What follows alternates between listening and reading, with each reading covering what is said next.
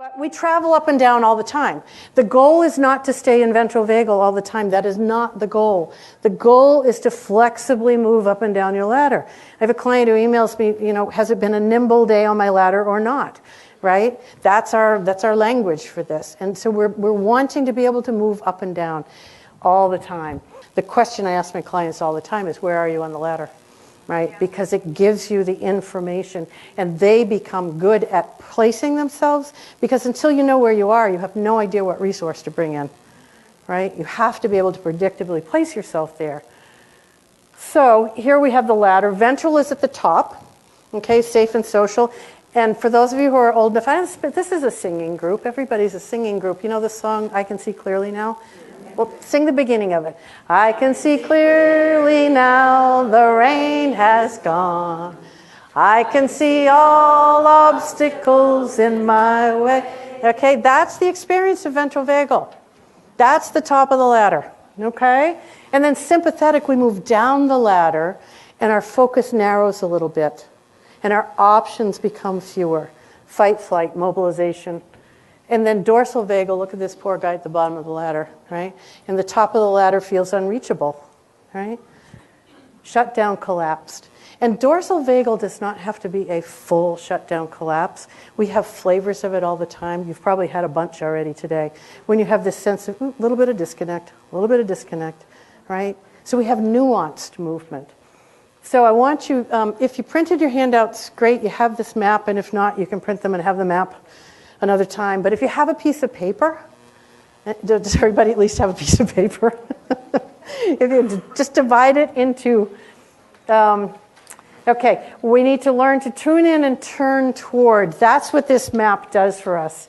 We can engage with our nervous system without being engaged by it. We don't get hijacked by states.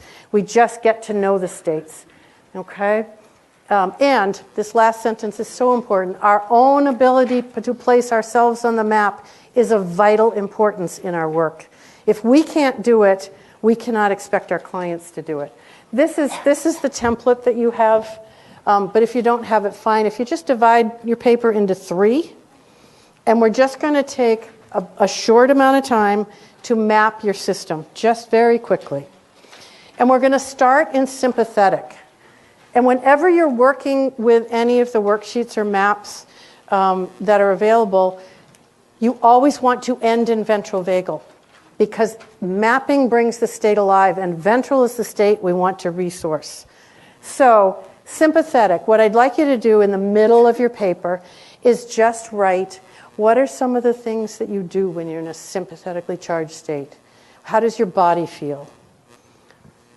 What are some of your emotions? What are some of your thoughts? When you're in that state where everything feels too much, overwhelmed, one more thing's going to put me over the edge. Sympathetic anxiety, fight, flight, I can't stand this, that sort of feeling.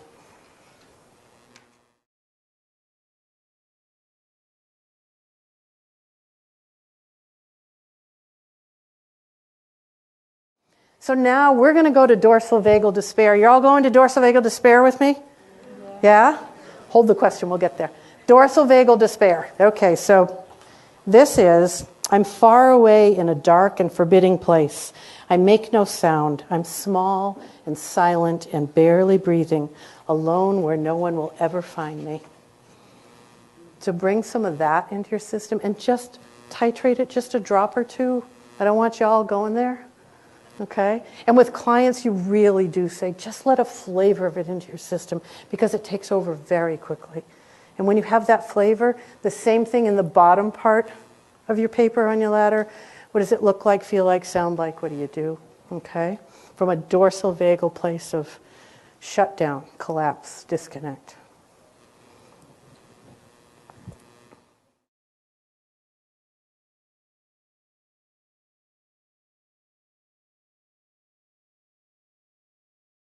Okay, so now let's leave dorsal vagal.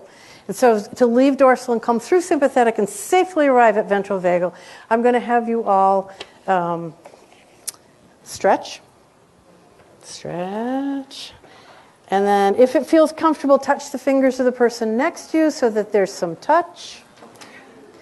And then a nice deep breath in, deep breath out. And then everybody laugh. Perfect. Okay, thank you. Now we have arrived at ventral vagal. And that little four-step touch, stretch, touch, breathe, laugh, I do with my clients all the time. It's just an easy way. I do this with them when we're just in our session and we're heading towards dorsal. They're in full dorsal, no, but as they begin to come out of dorsal, we do it.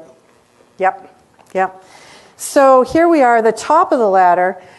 What would it feel like to be safe and warm, arms strong but gentle, snuggled close, joined by tears and laughter, free to share, to say, to leave? That's ventral. So when you get to ventral, bring it fully into your body. Let it fill you from your core to your skin. This we want to bring in, right? A ventral vagal experience. And when you get there, begin to map that in the top part of your ladder. What does that look like, feel like, sound like? What do you do?